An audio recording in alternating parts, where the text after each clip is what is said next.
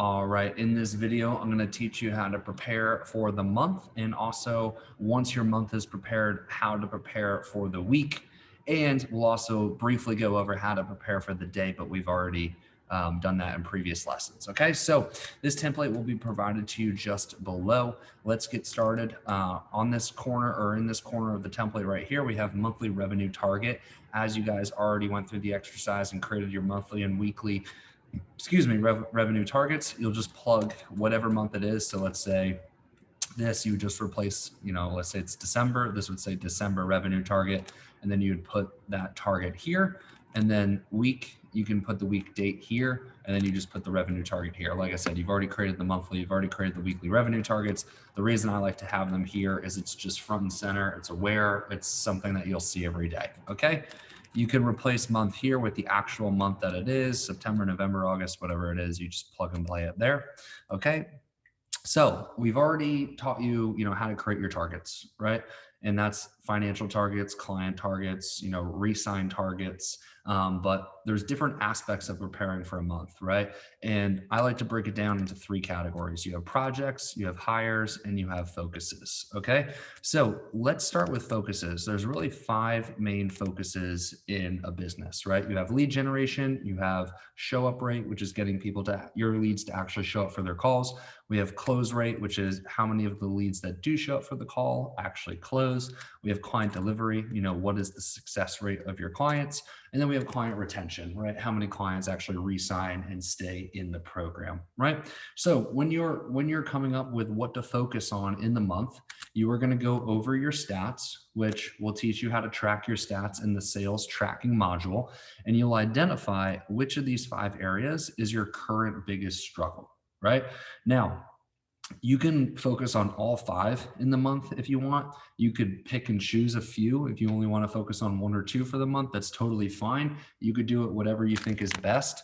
Like I said, you can focus on all 5. You could pick a couple, but once again, these are the 5 areas. All right.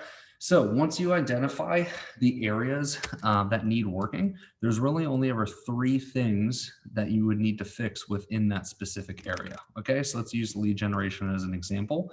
The 3 things that would need to be fixed is there's either a skill that's missing. Let's say, lead generation, let's say DM outreach, right? So maybe the DM outreach skill isn't good between you or a member of your team. The system isn't working for you. So how you're actually going about DM outreach, where you're finding your leads, maybe the system is broken, right? Or the script or whatever it may be, or person, right? Person would only be relevant to you if you're at that position where you're ready to hire. Maybe the person just isn't good at that particular task, right? But if it's just you, if it's just a 1-person show, then it's only going to be one of these 2 things. It's either the system or the skill, okay? So once you identified your focuses for the month, you need to once again identify, is it a skill that needs to be harnessed? Is it a system that needs to be fixed? Or do we need a new person to fulfill this role? Okay, so that is how you base your projects, right? Your projects are based around your focuses. So if your focus is lead generation and you've identified that the system is wrong, right? Then one of your projects would be fixing the part of the system that you think is broken. It could be where you're prospecting and finding leads. It could be the script, right? It could be a number of different things, but that's what that project would be, right? For example, if it's client delivery, let's say that, it's a system. Let's say that a ton of your clients ask for refunds during the onboarding process. That would tell me that you need to fix the system of your onboarding process, right? Maybe it's a skill. Maybe you're realizing that a lot of your clients are like walking all over you and you're just having a really hard time setting boundaries. You would have to work on the skill of setting boundaries, right? And then that would become a project for the month. So once again, all of your projects are based around the focuses that you pick. And once you pick a focus, you need to identify if it's a skill, a system, or a person, okay? Once again, if it's a person, that means that you need to hire somebody new. And once again, this is all based around the focuses. So you would identify, all right, lead generation, my DM outreach person isn't good. This month we need a DM outreach person. All right, I need a closer. Great, I need a closer. Cool, I need another coach. Cool, I'm gonna hire a coach, right? So everything is based around what you're focusing on for the month, both project-wise and also hiring wise. Okay. Now that we have a good concept of what to focus on for the month, you have your revenue targets, right? Everything's good. And actually, by the way, I'll say one more thing. There's going to be a list of other things you can set targets on somewhere in this module, but they're kind of more like miscellaneous stuff, like growing an email list, social media following, things along those nature. All right. But anyways, now that you have your hires for the month, if you're at that point, you're in mastery if you're at that point, or you're very advanced in the apprenticeship program if you're at that point. You got your projects, which are based around your focuses, and you also have your focuses for the month. Okay, so this yellow box here, what the heck is this? This is how you set up your week. The reason I decided to put the month next to the week is every time you go to set your week, you can refer back to what your focuses are for the month to make sure that your week and what you're focusing on within that week reflects this. Okay, so I always like to put my client target. So we'll put, let's say you want to get 6 clients that week. So what your thing would be is you'd write client target 6, and then here, team member. If you're a one-person show, you'd put your name.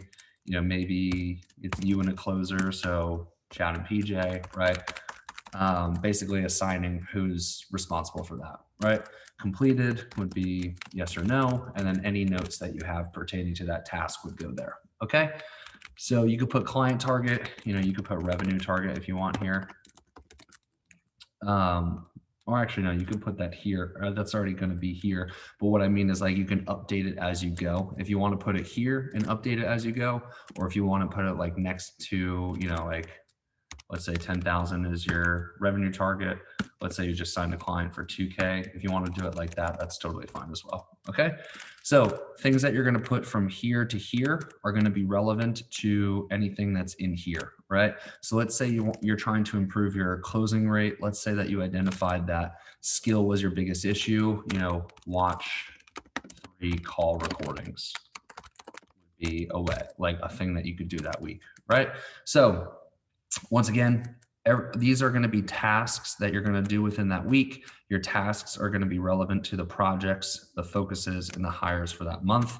And then at the bottom 3 here, I like to do little personal targets. So for me, it's like go to bed before 9:30, write 3 cute notes for Caitlin, work out 6 times this week, right? Like little personal things that I hold myself accountable to, I'll put that here. All right.